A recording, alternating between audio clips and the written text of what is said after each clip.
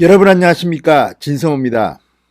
지난 광복절 연휴 동안 문재인 대통령을 향해서 광복절 메시지 그리고 진중권 씨와의 유튜브 대화를 통해서 직격탄을 날렸던 안철수 대표가 이번에는 조선일보와 단독 인터뷰를 했습니다.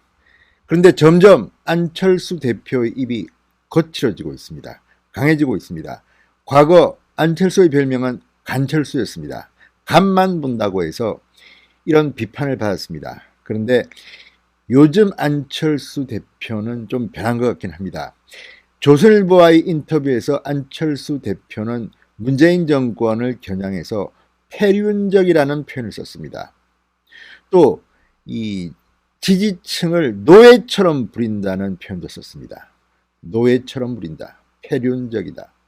아무튼 굉장히 강한 단어를 통해서 왜 문재인 정권이 문제인지를 조목조목 비판했습니다. 자, 이제 안철수마저 이렇게 강하게 비판할 만큼 문재인 정권의 허점이, 빈틈이 노출된 것으로 보입니다. 그동안 안철수 대표는 그렇게 강하게 문재인 정권을 비판한 것 같지는 않습니다. 물론 필요할 때는 목소리를 냈습니다.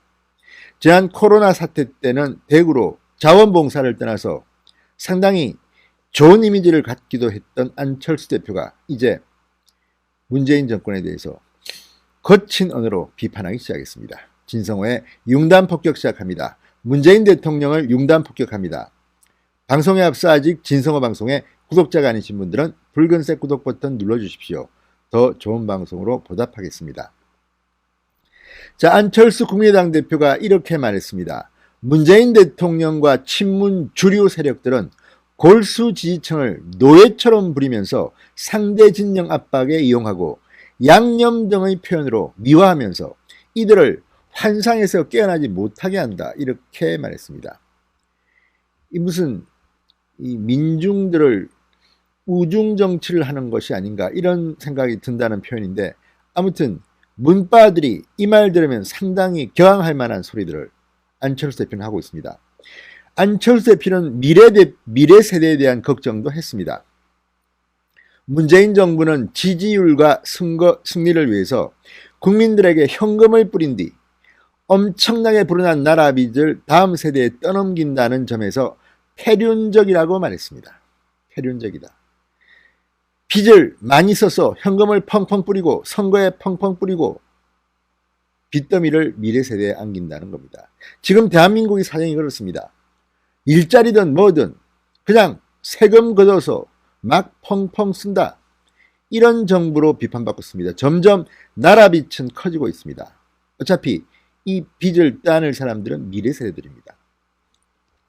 자, 내년 서울시장 보궐선거와 관련해서도 한마디 했습니다. 저한테 결자 해지 차원의 출마를 말씀하시는 분들이 있다. 야권의 혁신이 우선이기 때문에 벌써 선거와 자리 얘기를 하기는 이르다. 그러면서 완전히 서울시장 출마를 하지 않겠다는 말은 하지 않았습니다. 예언을 남겼습니다. 만약에 추대된다면 내가 나갈 수도 있다는 그런 의미로도 들립니다. 이것은 과거의 박원순 전 서울시장과의 관계에서도 추측됩니다. 당시 안철수 대표는 지지율 50%, 박원순 시장은 5% 수준이었는데 안철수가 박원순을 지지하면서 박원순은 아주 쉽게 서울시장 선거에 당선됐다는 그런 평가도 있습니다.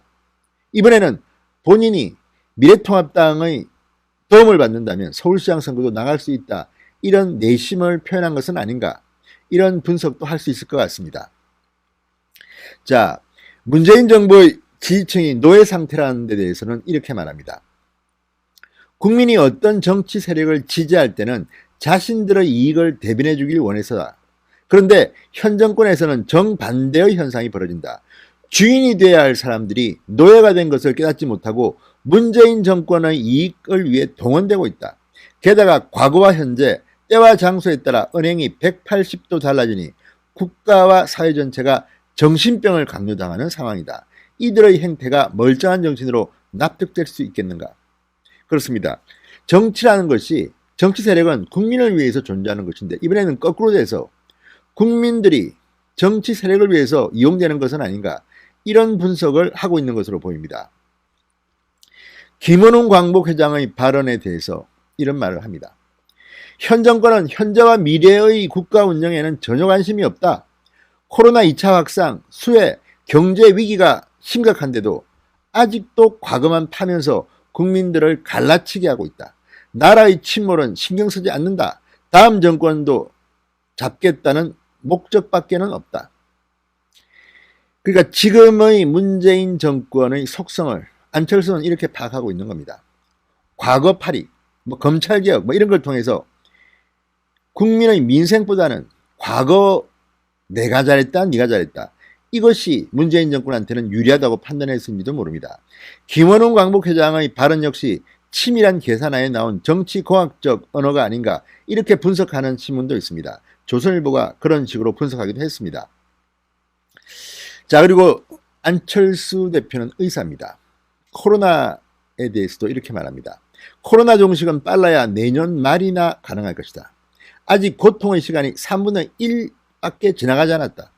그런데 정부는 일찌감치 방역 긴장감을 풀었다가 재확산 우려가 커지자 기독교 신자 등 특정 집단을 비난하고 있다. 남 탓은 이 정권의 DNA 같아.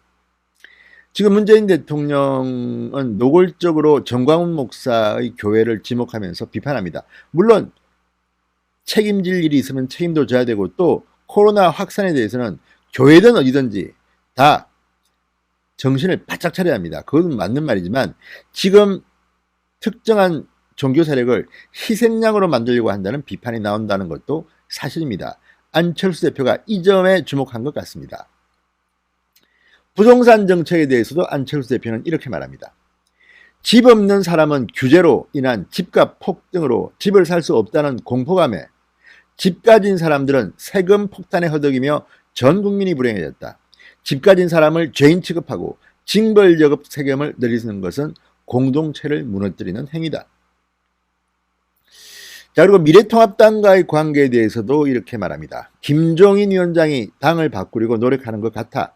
다만 혼자만의 생각과 정강정책 수정만으로는 당의 문화나 습성이 근본적으로 변하기 어렵다. 야권 전체가 혁신 경쟁을 해야 한다. 국민적 관심의 저변을 넓혀야 한다. 3석짜리 작은 정당이지만 통합당과의 경쟁과 협력을 통해 이런 흐름을 선도하고 싶다. 사실 국민의당은 지금 당세가 쪼그라들어서 3석밖에 없습니다. 지금 판세는 민주당 대 통합당의 양자구도입니다. 여기에 정의당이 민주당 이중대라는 소리를 듣고 있고 국민의당은 최근 통합당과 부쩍 정책이나 이 정치의 공감대를 넓히는 것으로 보입니다. 자, 서울시장 후보로 거론되는 데 대해서는 말을 아끼면서도 이렇게 말했습니다. 서울 부산시장 선거는 야권의 대선 승리를 위해 필수적이다. 다만 야권이 일신하는 게 우선이다. 야권이 혁신 경쟁을 통해 재편되면 합리적 역할 분담이 이루어질 것이다. 저한테 결자 해지 차원의 출마를 말씀하시는 분들이 있다. 하지만 아직 당 내부적으로 논의하지 않고 있다. 이 말을 들으면 완전히 하지 않겠다는 것은 아닌 것 같습니다. 뿐만 아니라 혁신 경쟁을 통해 재편된다는 표현을 썼습니다. 합리적 역할 분담이라는 말을 썼습니다. 어떤 식으로든 서울시장, 부산시장, 내년 선거 그리고 후내년의 대통령 선거까지 역할 분담, 정치계의 재편을 꿈꾸는 것으로도 보입니다. 통합될 가능성도 배제할 수 없다는 생각이 듭니다. 진중권 씨와의 관계에 대해서도 말했습니다. 유튜브 대담을 하게 됐다. 저나 진중권 교수나 친문 진영의 속내를 잘 알고 있고 정의, 공정 등의 가치에 대한 지향점이 비슷해서 뭉쳤다. 다만 정책적으로는 의견이 갈리는 부분이 많을 수 있다. 정치적으로 무언가를 함께 도모할 계획은 없다. 그러니까 문재인 정권을 비판하는 반문연대의 성격이지 정치적이나 정책적으로 뭔가를 도모할 생각은 없는 것 같습니다. 진중권 씨도 평론가적 입장을 추구하지 정치를 할 생각은 없어 보입니다. 자, 안철수 대표의 조선일보 인터뷰를 한번 스크린해 봤습니다. 상당히 거칠어졌습니다. 강해졌습니다. 그리고 문재인 정권을 비판하는 데는 이제 야권들은 생각이 비슷해진 것 같습니다. 안철수의 거친이 앞으로 문재인 정권에 상당한 위협이 될 것 같다는 생각이 듭니다. 진성호의 융단 폭격이었습니다. 여러분 감사합니다.